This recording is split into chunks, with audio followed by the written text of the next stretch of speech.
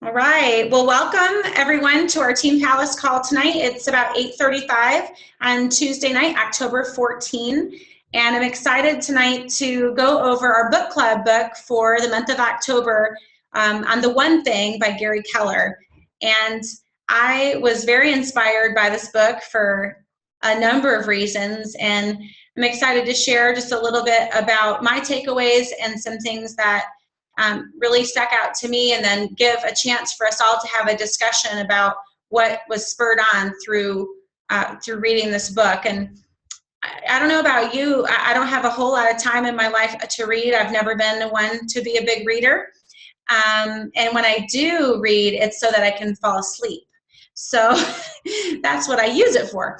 But when I found out about Audible, which I've always been a big fan of Amazon, if any of you know me well, and Amazon has this great service called Audible, and I commit myself, but with my $15 every month, and get one book a month. And so I'm able to read a whole lot by being able to listen to them.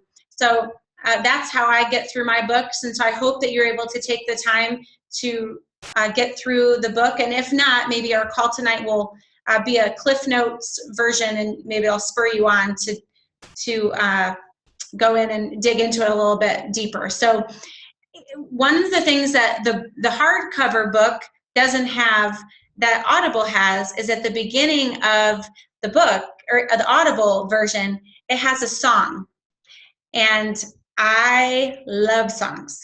It is the heartbeat of my life is music. And if you can put something to music, for me, it's like, it's it. And I remember listening to it and started crying. I'm like, I just started this book and I'm already crying. Great. So I wanted to start the call tonight by reading you the lyrics of this song. And it's a song called My Life.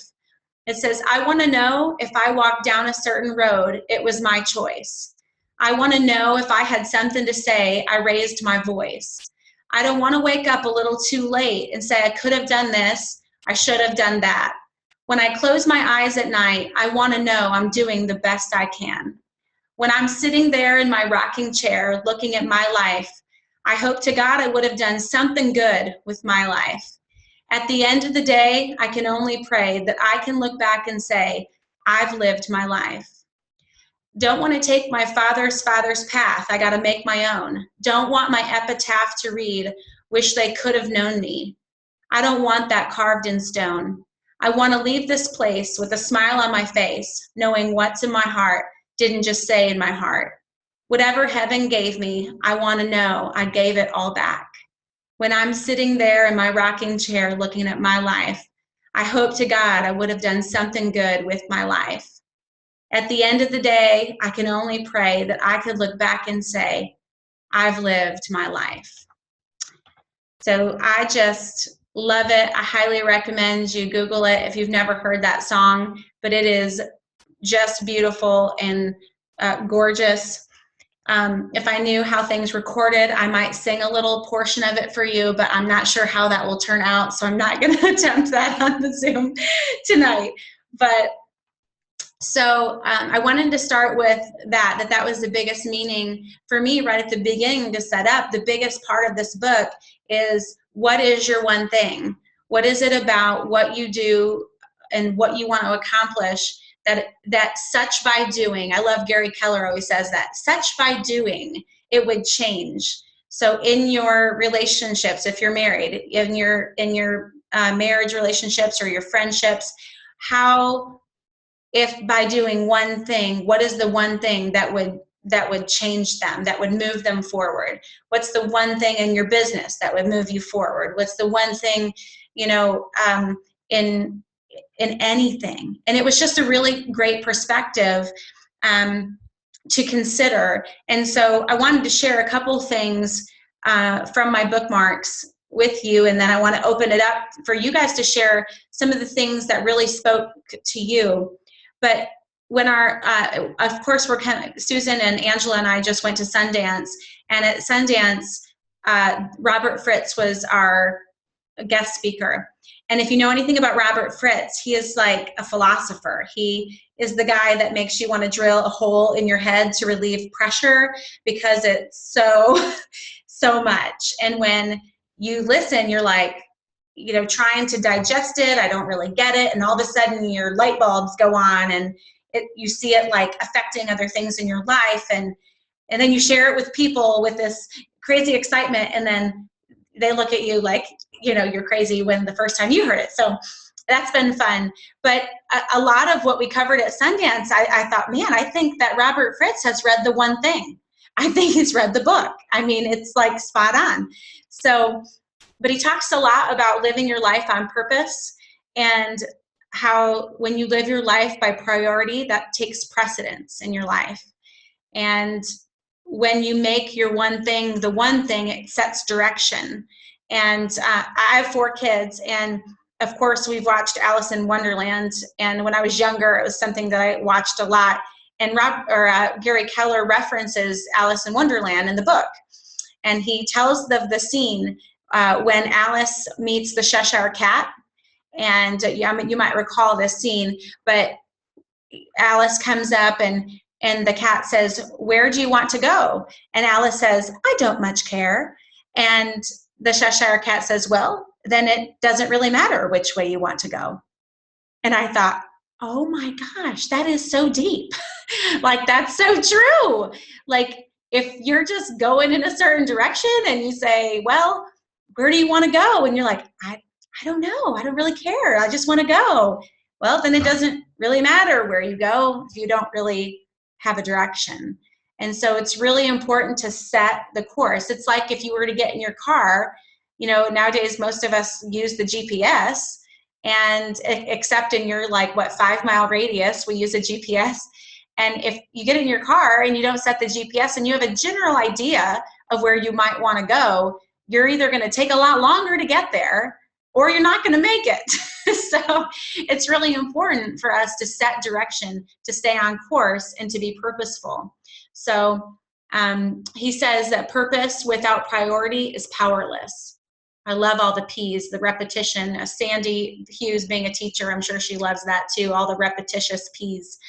One of my favorite quotes is, 1/2 of knowing what you want is knowing what you must give up in order to get it.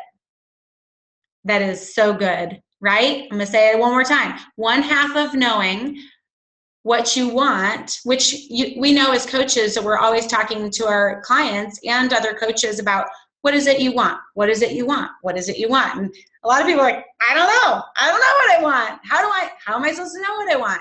Well, 1/2 of knowing what you want is knowing what you're willing to give up in order to get it. Because we all have the same amount of time in a day. We all have other things going on. We have lots to do.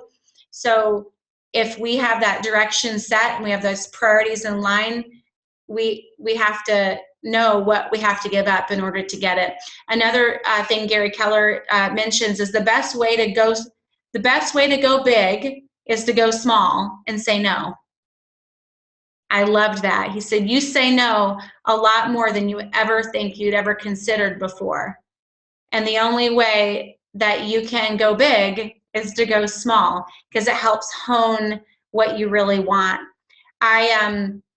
It was interesting today. I got a message on Facebook. Somebody offered me a job.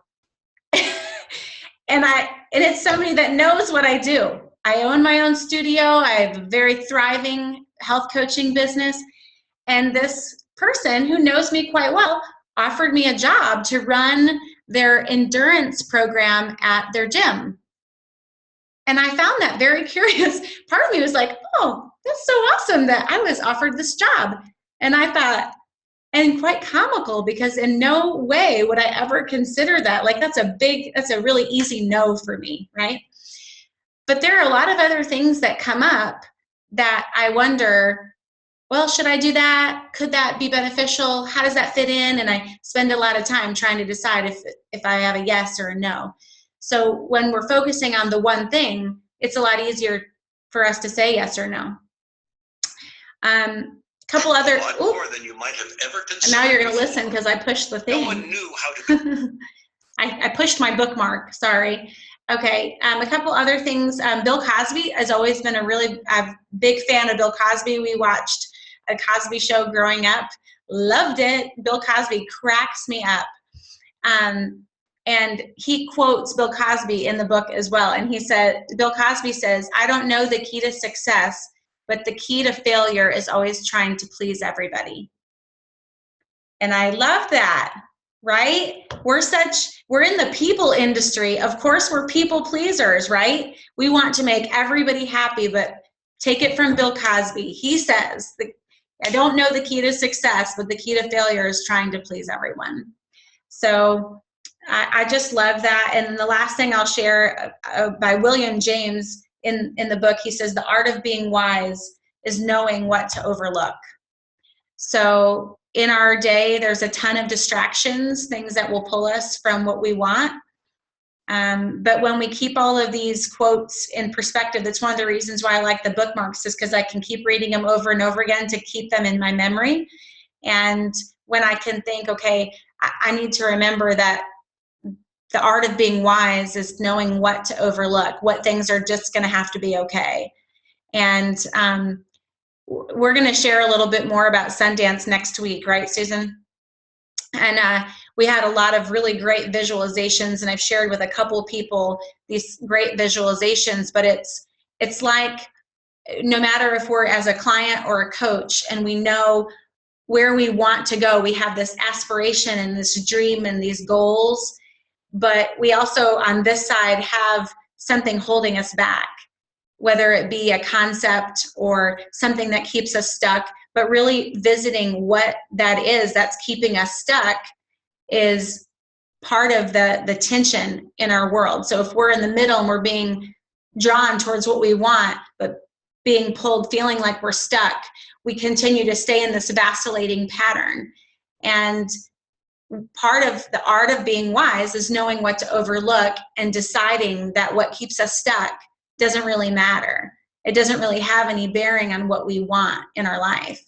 And so taking that into heart, even in every aspect, and this isn't just about Take Shape. I mean, y'all know by now, Take Shape for Life is way more about personal development and changing you than it is about changing your clients, right? It really is. It's really about you. But so as we grow as people, as we grow as a community and a team, it's just exciting that we can walk alongside of each other and watch these transformations happen, and fun that we get to watch it with our clients, because the hope is that they'll come alongside us and join us in our mission to get America healthy as well. So Mindy, that is one giant balloon that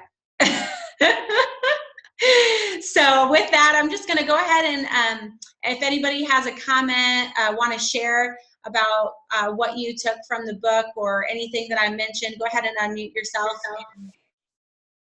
I would love to share. Can you guys hear me? Yep. Okay, cool. Yes, it was my birthday in October, and there's a long tradition with my family about the birthday fairy. So my husband still continues that tradition. Very fun. Happy birthday. Thank you. That song made me cry almost. I was really trying to hold back. So thanks for sharing that. I loved part of, my 9-to-5 job is recruiting. So one of the things that really stuck out to me was the notion of multitasking, and how so many candidates put, I can multitask, and, I'm really good at organization, but still managing several different projects. And I never really saw that as a weakness until reading this book, because How many times are we sitting at our desk and, we might have that client list, but you got the Facebook going, and then your phone rings, and, we're multitasking, but we're really not focusing on that one thing, which is to maybe make your collecting yes call or to call your clients. And I put that into practice today, and I was so productive at work. And then to boot, I was so productive at home that I got so much stuff done.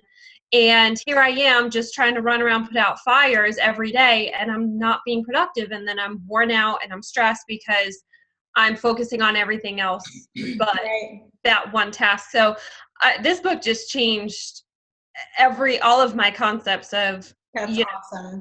Everything. So I just absolutely loved it, and I thank you guys so much for bringing it into my business into my life too, because I really Sure. feel that it just was amazing. Did you get that quote? Susan actually read the quote about multitasking in our group this morning, and he says, multitasking is the opportunity to screw up more than one thing at a time. That goes very well, Mindy, with your, isn't that a great one-liner? Multitasking, the opportunity to screw up more than one thing at a time. I love it. All right, who else? Dee, what'd you think of the book? I liked it a lot. I actually read it on my vacation on the plane to and from Seattle. And it was interesting because at the beginning I was just kind of reading, but one of the first things that stood out for me, but by the end, what I was going to say is I got a piece of paper out and I started writing all these notes because there was just so many good points that came from it. But what I loved about the book, and I haven't seen this in a lot of books, was that number one, it could apply to multiple things in our life. So like you referred to about your relationships, it could be, what's the one thing I could do to have a better relationship with my children or whatever. So I like that it was other than just business, that it was very practical. But then I also found that, as with anything, we always learn the most as individuals as we're helping others. So of course it's going to help me, but I also found very specific things that I could incorporate to help coach my coaches and also help coach my clients. So I thought that was really valuable when you have so many different applications for this. But I'm always been a big goal setter, but I've actually slipped up a little bit on that. So the one thing I did, I was reading the statistics about goal setting, and he said writing down goals. If you write down your goal, you're 39.5% more likely to be successful. But if you write it down with accountability partner and reporting your weekly progress, you're 76.7% likely to achieve that goal. That's huge. That's huge. But it was real important about being specific, and it can't be, it can't be I'm going to, grow my business by $100,000 by, Sunday. I mean, it can't be stupid, but if it's a smart goal, there's no reason you can't do it with these factors in place. He also did a real good visual about thinking and big thinking. And he gave an example of like one quadrant was just kind of small thinking, like I'm going to grow my business.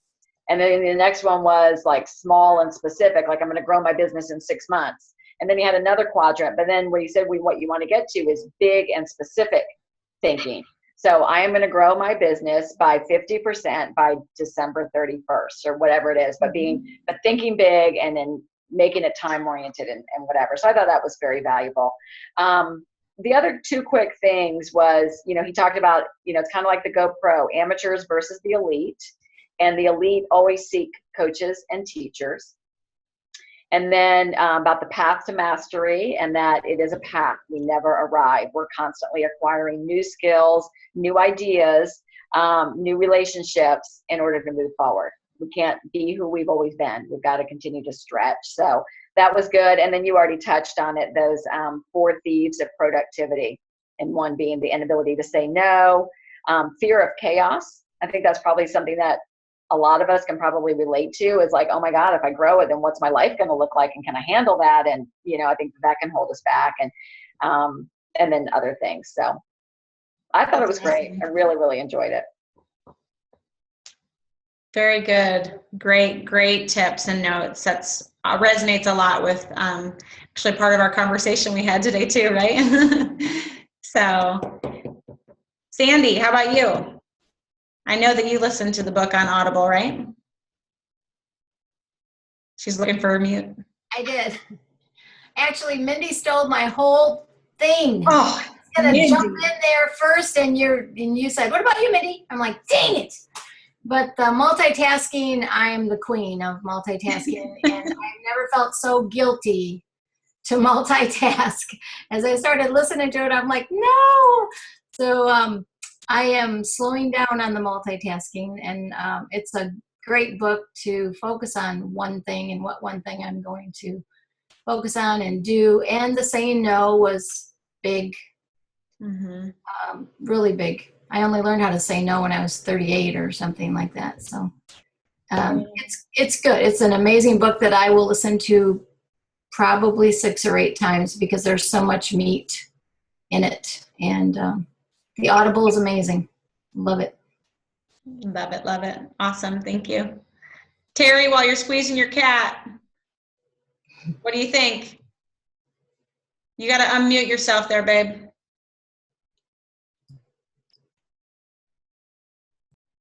There she goes. Well, like you, I'm not a reader and I'm multitasking, so I need to read it. But yeah, it sounds like it has some pretty good ideas for me and myself and I. Well, so what spoke to you the most as we've been talking about notes, Terry? What kind of stands out as the one thing that is the most important that spoke to you? I think focusing more and just channeling energy towards the one thing as opposed to, like you said, letting your energy bleed out on everything. I mean, I think we all struggle with that. I think women in general, nothing personal towards guys, but I think we have a tendency to, try and get our fingers in all the pots, and we've got a lot of pots going. So that's kind of one thing that I'm thinking that Mindy and Sandy, you guys were all saying the multitasking, and I'm hearing the no's, and that's one of the things I will have to say I learned a long time ago. A good friend of mine taught me how to say no thank you, and somebody else can have that opportunity. So that's something I learned a good many years ago, but it's still one of those things, and just staying more focused on what you really want. What you also said, Nicole, is I think that even at my age, I still struggle. I don't know really what I want, and that's a hard thing. I mean, what do I really want? There's a lot of things I want, but what do I really want? I'm good at helping other people to find that out. That's one of my gifts, but it's not what I do for myself, and that's probably the biggest struggle I think that we all have. I mean, we help other people, but we struggle to help ourselves. And I think that's probably one of my biggest downfalls is I can't help myself as much as I can help others. And well, the good news, Terry, is that's why we all have coaches, right? Well, that's exactly that's the support system that we need to lean on, and that's another thing that we struggle with too. Right, that's right. It's very true. The idea that because we're coaches we have it together is completely false. Oh, yeah. And that when we have other people in our lives that are either holding us accountable, as Dee mentioned, or people that are mentoring us. Angela and I, we were at Sundance together, and she kept referring to us as sister coaches because we're both on the same path, being on Susan's team. And then Gay Brownlee, any of you know her, she goes, well, then what am I? And Angela goes, you're our cousin coach. And it was just really a cute way to look at our Take Shape for Life family and how we're all working together towards the same goal. But it really is a process of holding each other accountable, pushing each other, challenging each other, and learning from each other as well. And that's what's so great about these calls is we each can take a piece of where we're all at in our lives and know how we can apply it. So now, Liz, I need to hear from you because I wasn't on the call last week and I haven't listened to the playback yet of your awesome stuff. So give us some goods tonight, Liz. Rockstar. Oh my goodness. I don't know that I have goods. I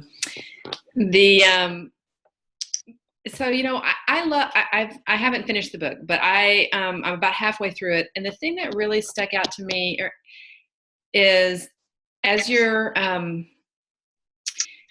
it's almost like this book gives you permission for things that you already know are true somehow. Like you already know, I already knew that if I focus on something else is going to have to go down in priority. Right. But I feel guilty about that. Right. I gotta spend as much time with my family, or I've got, so this gives it a context for permission granting, which I know I shouldn't need it. I'm 50 years old. I don't need permission from other people to do things. Right. But I still feel that way sometimes.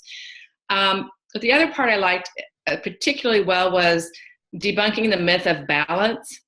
And when he talked about balance and counterbalance, he said, if you're going to focus, if you're going to do well at something, if you're going to succeed at something, you're going to have priorities and you're going to pull yourself out of balance because you're going to focus more on those things that one thing that means so much to you.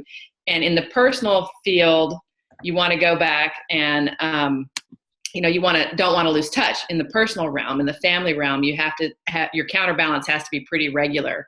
But in your professional life, the balance and priority is going to keep you more off track, and then you not off track, but pull you more off center. Right. And then so you're going to counterbalance more infrequently there, but you still need to counterbalance even there. Mm-hmm. That was a huge takeaway for me. That's right. Susan always says, when you're looking at growth, no matter if it's personally or in your business, when you're focusing on the one thing, you have to give yourself permission that just for a season, things are going to get crazy. Mm-hmm. Just for a season, and it's really up to you if you stay in the craziness. You don't have to. Things really do tend to become clear. And I was going to make a point to Terry's comment too about not knowing what we want. And I have found personally that it's through the process of forward progression, just like we're asking our clients to either get in the either in the rocking chair or in the race car. And if we live our life like this, we don't really make it very far. But if we get in a race car and continue to make forward progression, sometimes our car might be in neutral and it just is kind of barely moving if there might be a little downhill, right? And that's okay, as long as that car's still moving forward. We don't have the emergency brake on. We're not in reverse. It's just in neutral. Sometimes it's in drive and you might have your foot just barely on the pedal. Sometimes you're accelerating. Sometimes you're coasting, but you're still always making forward progression. And it's during those seasons of pushing or idling that your wanting, your desires are made clear. Something that you think you want now, as you start taking steps towards that, you might find that you don't want it anymore. And that's okay, because knowing what you want is knowing what you have to give up. So if I want something and I'm taking steps towards it, and all of a sudden I see that there's something that I'm going to have to give up that in order to get it, that might be non-negotiable for me. And then at that time, it's okay for me to change what I want. So you only get that in the process of moving forward. So I would encourage all of you to not wait until you know exactly what you want to go after it, because that's not the way it works. The way it works is we continue to make forward progression until there's a time when you have to make a decision. And at that time, that decision is either, yes, I want to move forward knowing I have to give something up, or I'm not willing to give that up, so I'm going to reroute. I'm going to reroute to something else. So Susan, do you want to bring us home?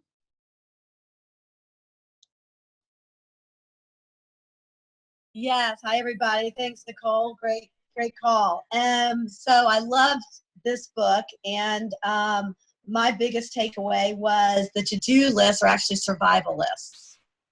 And that is, they're not, success lists. And they're not, it's funny because they're not stepping stones for the next thing. And to preview what we're going to talk about next week, Robert Fritz talked about in our global meeting. He says, what are the five biggest challenges you have as a leader? And so I was at a table with a lot of Terry Miller, David Miller. There's a lot of really high people in my team, very advanced people. And they all, I think every single person there had this organization, time management issue. I don't think there's one person that didn't have that, being in business for ourselves. And so he said, okay, so the situation is you're distracted. Well, the first thing to do, step one, is not to make a list. That's not step one. It's do not make a list. And it's, basically it says, what outcome do you want? And from that outcome, and so it's the same, literally page 35 says the exact same thing. So I was so excited by that. And so I think that, Gary Keller says, the success lists are short, to-do lists are long. So I really liked making a success list rather than a to-do list. So love that. That's so awesome. We do have 5 minutes left on the call. Does anybody else want to share? Anybody else have any takeaways or something that they wanted to cover, or even a question about the book? Can I say something about saying no? Sure. I learned a really cool statement. Instead of telling somebody flat out no, it sounds so much nicer to say, "Oh, that doesn't work for me," or "at this time that doesn't work for me." It's just often received better than no, and it's much easier to say than no. That's true. So that's it. That's awesome. Thanks, Sandy. Nicole, do you want to go ahead and share real quick about the incentive? Angela was going to be on, but I know she had a meeting tonight. Oh, okay. So go ahead and share about the incentive that's coming up. Absolutely. I'm very excited about the incentive. They did post it in Coach Connection today. If you are not subscribed to Coach Connection, if you go to the Coach Connection, you can click a link that will send you an email every time something is posted so you don't miss it if you don't happen to check it every day. So that's a great tool. But it's the 5 + 5 + 5 + 10 is our incentive. And so in the incentive program, it talks about having 5 new by October 31st. And a new client is described as someone who orders $250 or more. And then by November 30, another 5 clients. By December 31, another 5 clients. And as a bonus, you get a free certification. If you're already certified, you just get a big thumbs up that you're already certified. It's just a great way to help build new coaches who are not certified. And if you have 5 new in October and 5 new in November, you should have some new coaches in December, right? So 1 out of every 5 people should be interested in coaching. They get a free certification, and then by the end of December, as a bonus, by December 31, if you bring on an additional 10 clients, you have a $1,000 bonus. So it's an opportunity for about $1,500, $1,300 including the certification, which is another $200. So it's a great happy, healthy holidays is what they're calling it. And really put your creative thinking cap on. During the month of October is a great month to get people started. And a couple of us are having some ideas around how to incorporate fitness as well. And so you can be really creative about how to offer more. Dr. A always talks about Lagniappe, which is the cherry on top experience. And so how can you offer that Lagniappe, that cherry on top experience with this incentive? Yes, it benefits you, but think of all the people that it's going to benefit because they're going to get healthy and be down 15 to 20 pounds by Christmas. And being in control and having stabilized blood sugar and not allowing the stress of the holidays to overwhelm them. We all know that when our blood sugar is stable, we handle life much better, right? So when we're in control and we have things written down, it makes a big difference. So let's lead by example, write down our own goals, write down what our plans are so that we can achieve our own goals and other people around us are inspired by that.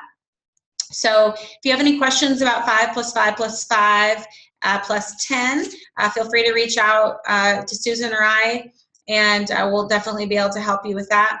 And with that, I'm going to call it a night. Thanks everyone for joining the call, and I hope you have a really great night, and we'll see y'all next week.